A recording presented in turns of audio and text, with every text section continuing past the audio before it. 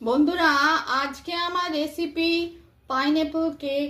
আমি কিভাবে করেছি আমি আপনাদের বলছি।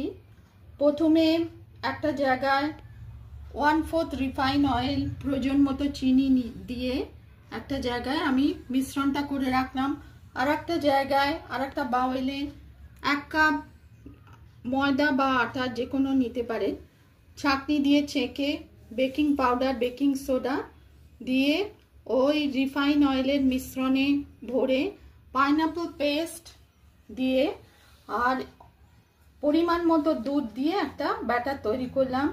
তারপর কাপ প্রিহিটেড, ওভেনটা প্রিহিটেড করে রেখেছিলাম 10 মিনিট, মানে আগে থেকে গরম করে রাখা ওভেন, গ্যাসের ওভেন। আর কাপে তেল মাখিয়ে ব্যাটারটা ভরে 20 থেকে 25 মিনিট আমি প্রিহিট করলাম বা স্টিম করলাম। তারপরে ঠান্ডা করে আপনাদের সামনে প্রেজেন্ট করছি পাইনঅ্যাপল কাপ কেক। দেখুন, আমি ঘুরিয়ে দেখাচ্ছি। টি টাইম স্ন্যাক্স হিসেবে আপনারা তৈরি করে দেখতে পারেন pineapple cup cake.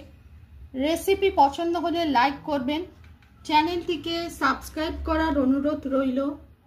Pineapple cup cake, tea time snacks.